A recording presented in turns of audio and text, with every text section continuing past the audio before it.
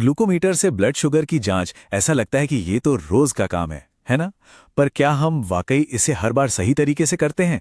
एक छोटी सी मामूली सी लगने वाली गलती भी ना मरीज के इलाज पर बहुत भारी पड़ सकती है। तो चलिए, आज सरकारी दिशा निर्देशों के हिसाब से ब्लड शुगर जांच की जो बिल्कुल सही प्रक्रिया है, उसे स्टेप बाय स्टेप समझते हैं।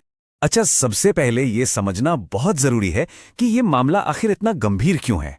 देखिए, भारत में हर 10 में से एक एडल्ट को डायबिटीज है। सोचिए जरा, इसका मतलब ये हुआ कि हमारे आसपास, हमारे समाज में कितने ही लोग इस बीमारी से जूझ रहे हैं। और दुख की बात तो यह है कि कई लोगों को तो इसका पता तक नहीं है। और बस यहीं पर सही जांच की अहमियत सामने आती है। जरा सोच कर देखिए, एक गीली उंगली या एक एक्सपायर्ड स्ट्रिप, कितनी छोटी सी बात लगती है ना? लेकिन यही छोटी सी गलती पूरी की पूरी रिपोर्ट को बदल सकती है। और गलत रिपोर्ट का मतलब क्या? सीधा सीधा गलत इलाज, जो किसी भी मरीज की सेहत के लिए वाकई बहुत खतरनाक हो सकता है।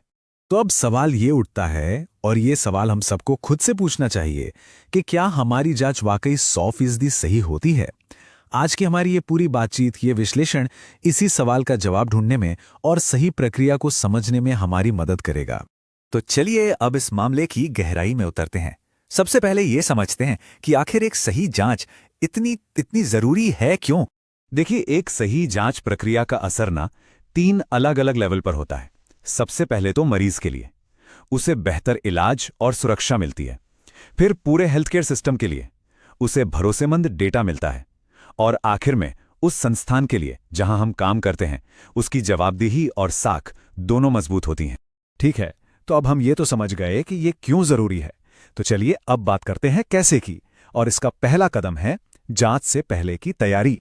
जांच शुरू करने से पहले एक बार देख लेना है कि ये सारी चीजें हमारे पास हैं या नहीं। एक calibrated glucometer, test strips, lancet, alcohol swab या फिर साबुन पानी, कॉटन, और हाँ, एक शार्प्स वेस्ट बॉक्स।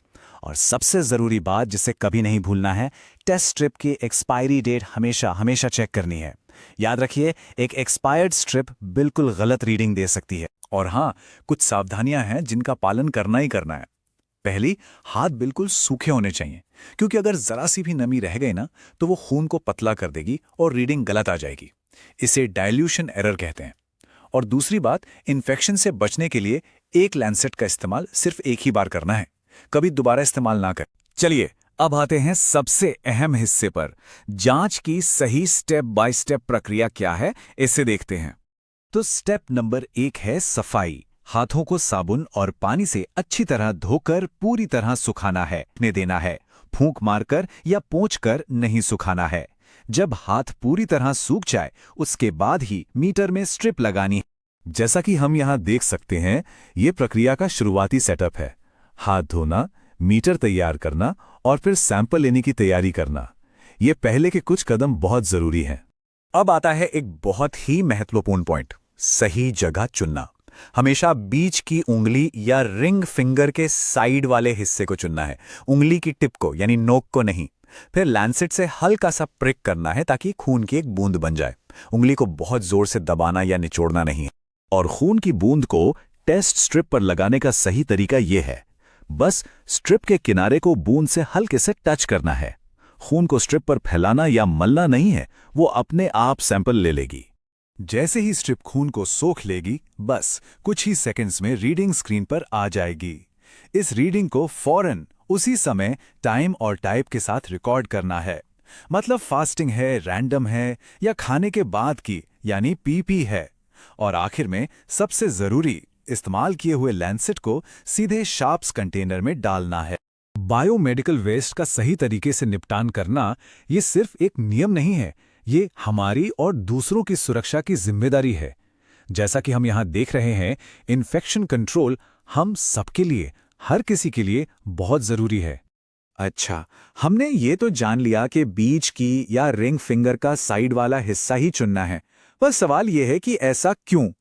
चलिए अब इस क्यों के पीछे का थोड़ा साइंस समझते हैं। ये तुलना सब कुछ बिल्कुल साफ कर देती है।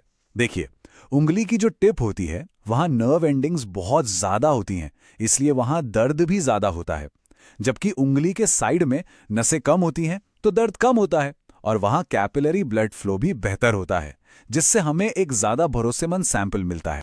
ये जो एनाटॉमी का चित्र है, ये साफ साफ दिखाता है कि उंगलियों के साइड वाले हिस्सों में खून का बहाव सैंपल लेने के लिए क्यों सबसे अच्छा है। जांच के लिए जो बेस्ट क्वालिटी का ब्लड चाहिए वो यहीं से मिलता है।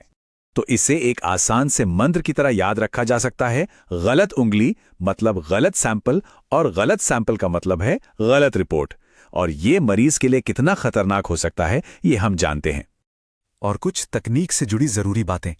प्रिक करने के बाद खून की जो पहली बूंद निकलती है ना, उसे हमेशा पोंछ देना चाहिए, क्योंकि उसमें टिश्यू फ्लूइड हो सकता है।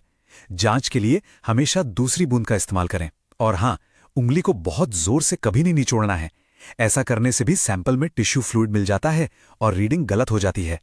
बस टेस्ट स्ट्रिप को खून की बूंद से हल्के से टच करना है, दबाना नहीं है। चलिए एक असल जिंदगी का उदाहरण देखते हैं। एक मरीज थे जिनकी रीडिंग बार बार 80 से 90 के बीच आ रही थी, लेकिन उनमें हाई ब्लड शुगर के सारे लक्षण साफ साफ दिख रहे थे। बहुत खोजबीन करने के बाद क्या पता चला?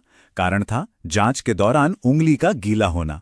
इससे एक बात तो बिल्कुल साफ हो जाती है, तैयारी मशीन से भी ज्यादा जरूरी है।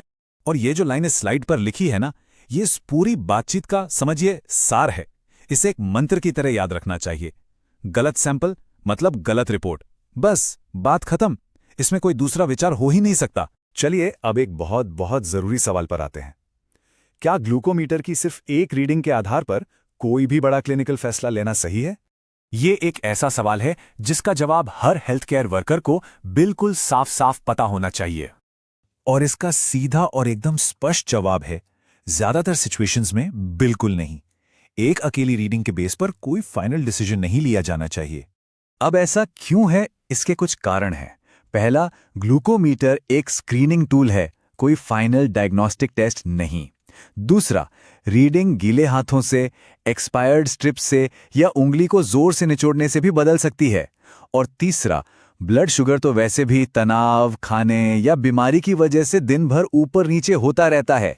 एक अकेली रीडिंग सिर्फ उस एक पल की कहानी बताती है, पूरी पिक्चर नहीं दिखाती।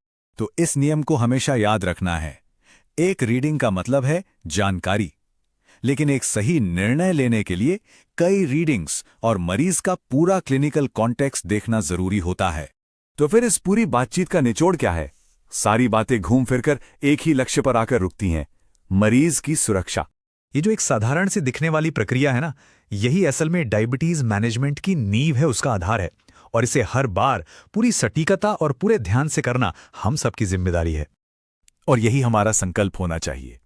कोई शॉर्टकट नहीं, कोई अंदाजा नहीं, सिर्फ और सिर्फ एसओपी यानी स्टैंडर्ड ऑपरेटिंग प्रोसीजर का पालन, हर बार हर मरीज के साथ। क्योंकि याद रखिए, जब एक जांच सही तरीके से की जाती है तो सिर्फ एक मरीज को ही सुरक्षित नहीं रखा जाता है, इससे पूरी की पूरी स्वास्थ्य प्रणाली मजबूत बनती है। एक हेल्थ वर्कर का उठाया गया एक सही कदम पूरे सिस्टम को ताकत देता है। और ऐसे ही जरूरी और काम की जानकारी सबसे पहले पाने के लिए वीडियो को सब्सक्राइब जरूर करें।